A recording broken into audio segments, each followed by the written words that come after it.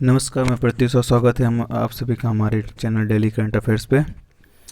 आज 2 फरवरी 2021 से आज 2 फरवरी 2021 से रिलेटेड महत्वपूर्ण करंट अफेयर्स आपके लिए लेके आए हुए हैं।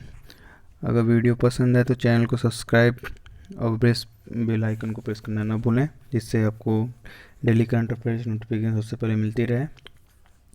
चलिए बढ़ते हैं आज के सब पहले और महत्वपूर्ण करंट अफेयर्स की तरफ। पहला करंट अफेयर्स है, यूवी अल्ट्रावायलेट रेस से कोच सैनिटाइज की जाने वाली पहली मेट्रो सेवा कहाँ बनी। तो UV ultraviolet rays coach sanitise की जाने वाली पहली मेट्रो सेवा बनी लखनऊ मेट्रो। अब इसके बारे में जान लेते हैं। लखनऊ मेट्रो अब अल्ट्रावायलेट रेज पराबैंगनी किरणों से मेट्रो कोच को सैनिटाइज करने वाली भारत की पहली मेट्रो सेवा बन गई है। इसके लिए एलएमआरसी ने राजस्थान के जयपुर में एक भारतीय फर्म यमयस या बीटेक से यूवी सैनिटाइजेशन उपकरण की खरीद की है।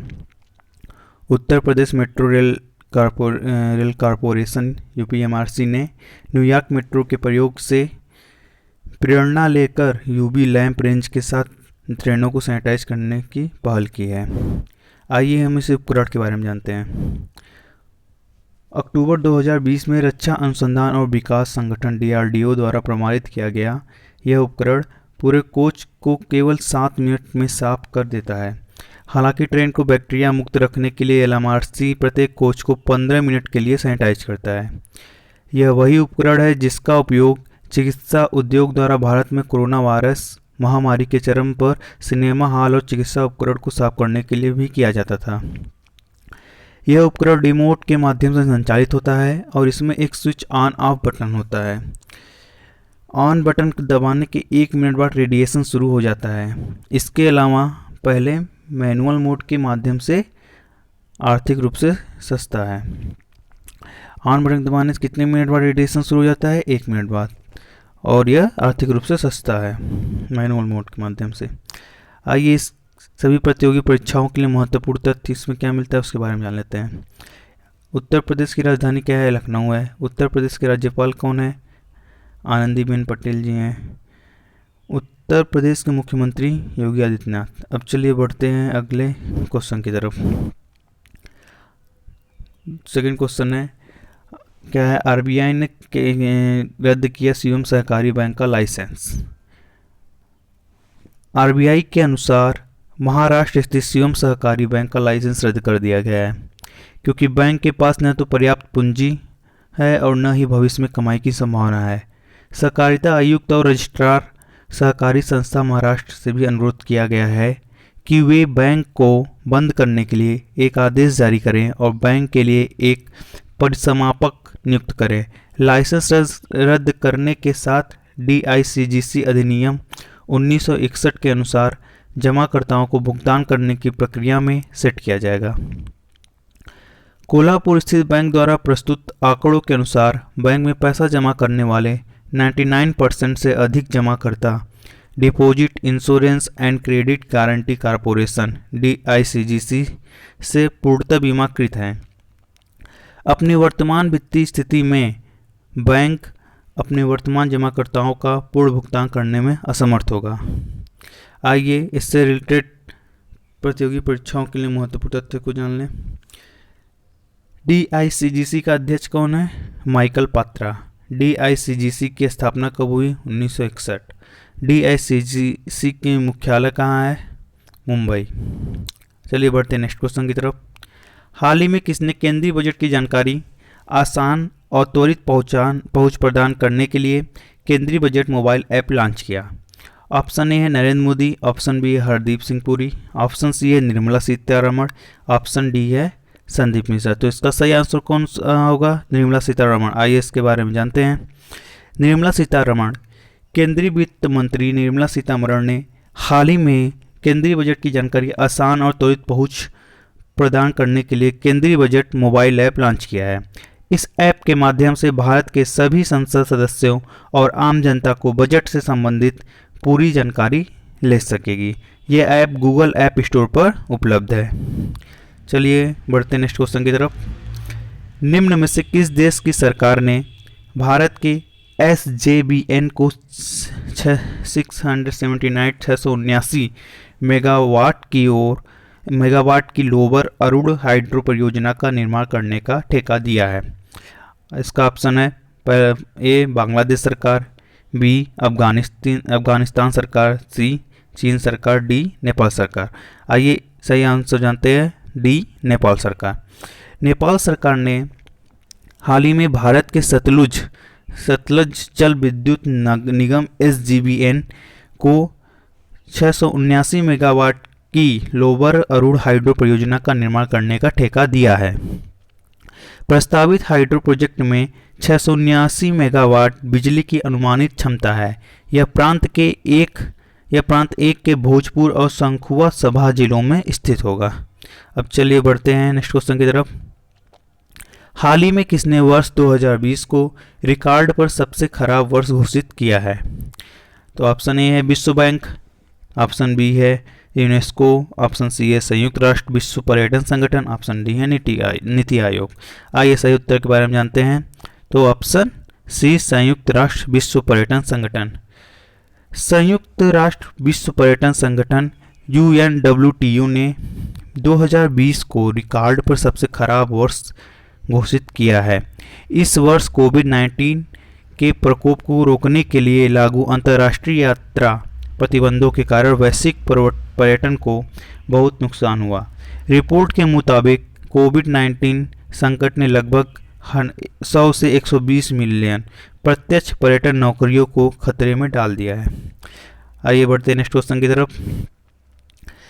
भारत के केंद्रीय बजट 2021-22 के मुताबिक कितने वर्ष से अधिक आयु वाले लोगों को अब ITR नहीं भरना होगा? ऑप्शन ए है 65 वर्ष, ऑप्शन बी है 75 वर्ष, ऑप्शन सी है 78 वर्ष, ऑप्शन डी है 82 वर्ष। आइए सही उत्तर को जानते हैं। तो ऑप्शन बी 75 वर्ष। भारत के केंद्रीय बजट 2021-22 के मुताबिक सीनियर सिटीजन के लिए स्पेशल ऐलान में 75 वर्ष से अधिक आयु वाले लोगों को अब ITR नहीं भरना होगा। भारत सरकार के केंद्रीय बजट 2021-22 के लिए इस साल संसद का बजट सत्र 29 जनवरी से शुरू हो गया है। कितने तारीख शुरू हुआ है? 29 जनवरी से। 2021-22 का बजट 29 जनवरी से शुरू हुआ है। और कितने वर्ष के ऊपर? 75 वर्ष के ऊपर वाले लोगों को ITR नहीं भरना होगा। आइए बढ़ते नेक्स्ट क्वेश्चन की तरफ। वित्त मंत्री निर्मला सीतारमण ने इस बजट में भारत में किस स्थान पर यूनिवर्सिटी बनाने की घोषणा की है? ऑप्शन ए है दिल्ली, ऑप्शन बी है पुणे, ऑप्शन सी है लेह, ऑप्शन डी है जयपुर। आइए चलिए बढ़ते हैं, इसका सही उत्तर जानते हैं। तो ऑप्शन सी लेह। वित्त मंत्री निर्मला सीतारमण ने इस बजट में भारत में लद्दाख के लेह क्षेत्र में केंद्रीय यूनिवर्सिटी बनाने की घोषणा की है, जिससे लद्दाख में रहने वाले सभी छात्रों को आसानी से उच्च शिक्षा प्राप्त हो सके। इससे पहले लद्दाख क्योंकि भारत के जम्मू कश्मीर का हिस्सा था, इसलिए वहां अपनी विशेष यूनिवर्सिटी नहीं थी। आइए बढ़ते नेक्स्ट क्वेश्चन की तरफ। इनमें से किस लेफ्टिनेंट जनरल ने हाल ही में सेना उप प्रमुख का कार्यभार संभाला है? ऑप्शन ए है lieutenant general Chandi Prasad Mohanty, option B है लेफ्टिनेंट जनरल संदीप महस्त्रो, ऑप्शन सी है lieutenant general Sanjay Kumar Mehta, option D है लेफ्टिनेंट जनरल सुधीर कुमार मोहंती। आइए बढ़ते हैं, इसके सही उत्तर जान लेते हैं। Lieutenant general Chandi Prasad Mohanty. Lieutenant general Chandi Prasad Mohanty ने हाल ही में सेना उप प्रमुख का कार्यभार संभाला है। उन्होंने 4 दशक के करियर में कमांड की स्टाफ और इंस्ट्रक्शनल नियुक्तियों की मेजबानी की है। उसके बाद उन्होंने कश्मीर और बाद में उत्तर पूर्व में नियंत्रण रेखा पर एक बटालियन की कमान संभाली है। आइए चलिए बढ़ते नेक्स्ट क्वेश्चन की तरफ। निम्न में से किस मंत्रालय ने हाल ही में समुद्री कछुआ प्रजाति के संरक्षण के लिए एक राष्ट्रीय कार्य योजना शुरू की है? ऑप्शन ए है खेल मंत्रालय, ऑप्शन बी है योजना मंत्रालय, ऑप्शन सी है सूचना और प्रसारण मंत्रालय, ऑप्शन डी है पर्यावरण मंत्रालय। तो इसका सही उत्तर है पर्यावरण मंत्रालय, ऑप्शन डी। पर्यावरण, वन और जलवायु परिवर्तन मंत्रालय ने हाल ही में समुद्री कछुआ प्रजाति के संरक्षण के लिए एक राष्ट्रीय कार्य योजना शुरू की है। यह राष्ट्रीय कार्य योजना समुद्री मेगाफाना स्ट्रैंडिंग दिशा निर्देश और राष्ट्रीय समुद्र कछुआ एक्शन प्लान शुरू की है। आइए बढ़ते हैं नेक्स्ट क्वेश्चन की तरफ। हाल ही में जारी भ्रष्टाचार धारणा सूचकांक में 180 देशों के बीच भारत कौन से स्थान पर रहा है? ऑप्शन ए है 45वें स्थान पर, ऑप्शन बी है 62वें स्थान पर, ऑप्शन सी है 86वें स्थान पर, ऑप्शन डी है 105वें स्थान पर। तो इसका सही उत्तर है ऑप्शन सी 86वें स्थान पर। हाल ही में जारी 2020 के भ्रष्टाचार धारणा सूचकांक में 180 देशों के बीच भारत 86वें स्थान पर रहा है, जबकि न्यूजीलैंड और डेनमार्क पहले स्थान पर रहे हैं। न्यूजीलैंड और डेनमार्क कौन से स्थान पे हैं? पहले स्थान पर है। आज 2 फरवरी है, तो आज 2 फरवरी के महत्वपूर्ण ऐतिहासिक बारे में, इतिहास में जो है उसके बारे में जानते हैं।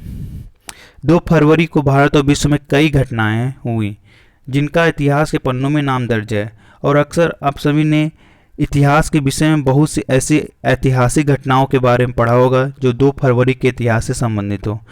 आइए जानते हैं देश और दुनिया के इतिहास में आज के दिन यानी 2 फरवरी को क्या क्या खास घटनाएं हुई थी। तो है 2 फरवरी 1876 में मेजर लीग बेसबॉल के प्रोफेशनल बेसबॉल क्लब ने नेशनल लीग का गठन किया गया था। 2 फरवरी 2000 में टेक्सास इंस्ट्रूमेंट्स द्वारा विकसित डीएलपी सिनेमा टेक्नोलॉजी के साथ फिलिप बिंतान द्वारा यूरोप पेरिस में पहली डिजिटल सिनेमा का प्रक्षेपण किया गया था। 2 फरवरी 2004 में स्विस टेनिस खिलाड़ी रोजर फेडरर नंबर 1 पुरुष एकल खिलाड़ी बन गए थे। 2 फरवरी 2005 में कनाडा सरकार ने सिविल मैरिज एक्ट के तहत समलैंगिक विवाह सेम सेक्स मैरिज को वैध करार दिया था। 2 फरवरी 1509 में भारत में दीव, गोवा, दमन और दीव के पास पुर्तगाल और तुर्की के बीच युद्ध हुआ। 2 फरवरी 1556 में चीन के शैनसी प्रांत में आए जबरदस्त भूकंप में करीब लाखों लोगों की मौत हुई। 2 फरवरी 1626 में चार्ल्स प्रथम इंग्लैंड के सम्राट बने। 2 फरवरी 1862 में शंभुनाथ पंडित कलकत्ता उच्च न्यायालय के पहले भारतीय न्यायाधीश बने।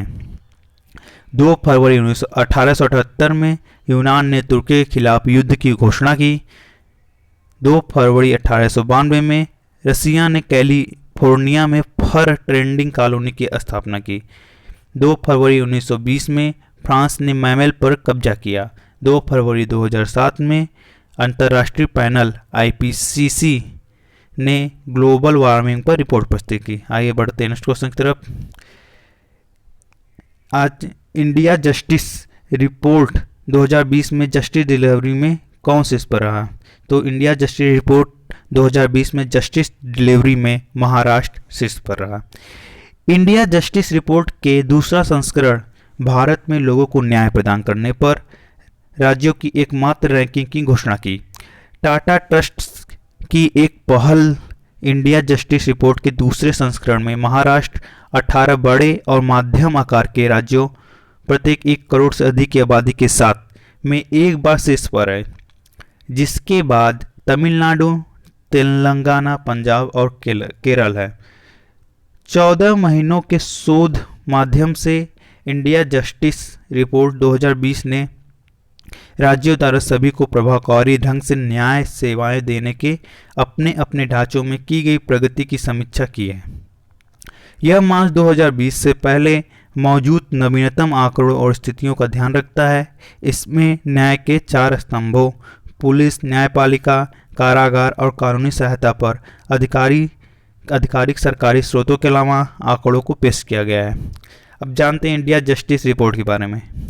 India justice report IJR centre for social justice, common cause, Commonwealth human rights initiative, Dutch TISS प्रयास विधि सेंटर फॉर लीगल पॉलिसी और हाउ इंडिया लिव्स के सहयोग से टाटा ट्रस्ट की एक पहल है। 2019 में IJR की घोषणा की गई थी। कब की गई थी? 2019 में IJR की घोषणा की गई थी। धन्यवाद। उम्मीद है कि आप सबको वीडियो पसंद आया होगा। अगर पसंद आया होगा तो चैनल को सब्सक्राइब कर लें और बेल प्रेस आइकन ज़रूर कर लें, जिससे आपको डेली करंट अफेयर्स की नोटिफिकेशन मिलती रहे।